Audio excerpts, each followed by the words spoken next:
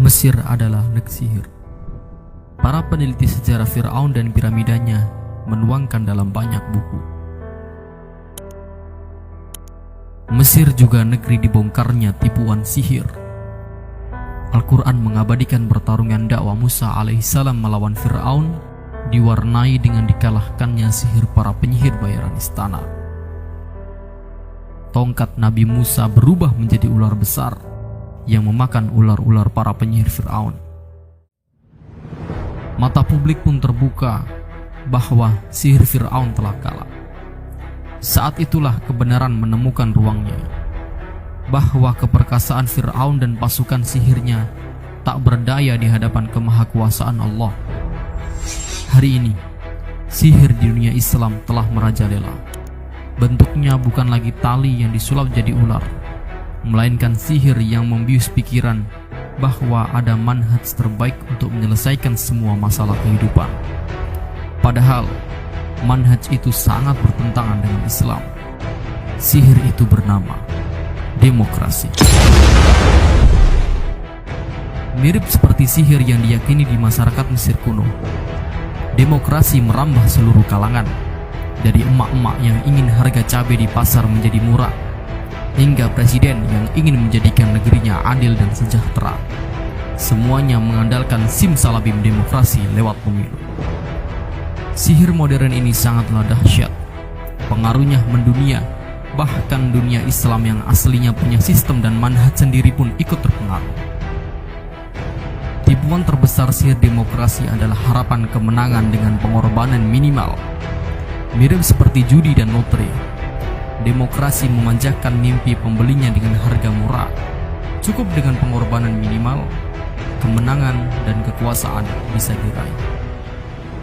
Tak perlu berdarah-darah dengan jihad kital, tak perlu ada yang tewas sebagai syuhada, tak perlu berhijrah meninggalkan negeri yang merajalela kekufuran di dalamnya, sebagaimana para sahabat radhiyallahu anhum meninggalkan Makkah menuju Madinah.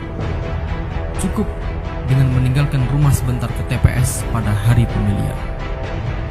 Itulah tipuan yang dihembuskan setan dari barat ke dalam benak kaum muslimin. Hebatnya, korban demokrasi lebih besar daripada judi dan lotre. Judi hanya menipu umat yang awam dan rakyat jelata. Tetapi demokrasi mampu menipu para ulama dan pemimpin umat. Ketika para pemimpin telah tertipu, maka semua dijamin akan terjerat. Sama seperti sihir Fir'aun dibongkar kepalsuannya oleh Nabi Musa di Mesir, tipuan sihir demokrasi pun terbongkar di negeri yang sama. Pemilu Mesir tahun 2012 mengantarkan Muhammad Mursi menjadi presiden Mesir. Kepemimpinan dipegang partai dan gerakan Islam. Namun itu hanya sebentar. Pemerintahan baru digoyang dengan aneka demonstrasi. Celakanya, demonstrasi tak boleh diberangus oleh Mursi karena menyalahi sistem demokrasi. Setelah itu, atas nama keadaan darurat, militer di bawah Panglima Mesir Jenderal Al-Sisi merebut kekuasaan. Mursi pun ditangkap dan dipenjarakan sampai wafat. Sementara itu, Partai Ikhwanul Muslimin dibubarkan. Langkah yang sangat tidak demokratis, tetapi dibiarkan oleh seluruh dunia, bahkan oleh PBB dan negara kampiun demokrasi seperti Amerika. Ketika Mursi dikudeta Al-Sisi, rahasia terbesar sihir demokrasi sebetulnya telah tersingkap, bahwa ilmu sesat tak berlaku untuk muslim yang punya cita-cita menegakkan Islam. Kemenangan dalam pemilu tak ada artinya jika pemenangnya muslim yang punya komitmen menegakkan syariat Islam.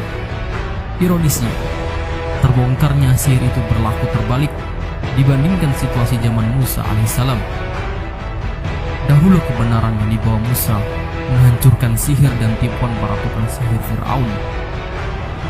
Dan kini, kekuatan militer yang dipegang oleh Jenderal Al-Sisi melumat kemenangan pemilu demokratis yang dihimpun dari suara dukungan kaum muslimin. Ternyata sunatullah tak berubah. Kata Rasulullah SAW, kekuatan memanglah melempar, bukan mencoblos. Ironi yang luar biasa. Tauhid menang dengan berpegang pada petua Rasulullah dengan kekuatan, sedangkan kaum muslimin justru mereka kalah karena tertipu manhaj kaum kafir. Semoga kita bisa mengambil pelajaran berharga meskipun melalui ironi yang pahit. Nah, fatalnya demokrasi ini diekspor ke negeri-negeri umat Islam dan umat Islam menerimanya dengan alasan demokrasi adalah mirip dengan Islam. Contoh, di dalam demokrasi ada prinsip yang disebut dengan musyawarah, dengan prinsip diskusi, dengan prinsip rembukan. Maka di dalam Islam pun sangat menjunjung tinggi yang namanya musyawarah. Karena dalam demokrasi ada musyawarah, dalam Islam juga ada musyawarah, maka mereka mengatakan demokrasi berasal dari Islam. Masya Allah. Oleh karena itu, benarkah demokrasi berasal dari Islam? Tentu mari kita kaji apa perbedaan demokrasi dalam pandangan Islam. Yang pertama, di dalam demokrasi, kedaulatan di tangan rakyat. Rakyatlah yang berhak mengangkat penguasa, menurunkan penguasa, bahkan rakyatlah yang berhak membuat undang-undang bagi penguasa untuk mengatur dirinya. Dalam Islam, kedaulatan di tangan Allah. Asyadah li syar'i, bukan li sya'bi, tapi li syar'i. Kedaulatan mutlak pembuat hukum di tangan Allah. Allah Subhanahu wa taala berfirman, "Innil hukmu illa lillah." Menetapkan hukum itu haknya Allah, bukan hak manusia. Maka dalam pandangan Islam berbeda dengan demokrasi. Dalam Islam, hak membuat hukum di tangan Allah, manusia hanya menjalankan hukum-hukum yang berasal dari Allah. Sama sekali tidak dibenarkan membuat hukum untuk diri mereka sendiri. Ini perbedaan mendasar dari demokrasi dalam pandangan Islam. Oleh karena itu, kaum muslimin yang dirahmati Allah, akhir-akhir ini seluruh dunia Islam sangat-sangat bangga dengan demokrasi. Bahkan mereka menyatakan bahwa semakin demokratis negeri kita, maka semakin dekat dengan Islam. Oleh karena itu, kalau memang semakin dekat dengan Islam, pertanyaan saya adalah, mengapa nggak ngambil Islamnya aja? Mengapa kita mengambil yang mirip Islam? Kenapa kita tidak mengambil Islamnya saja?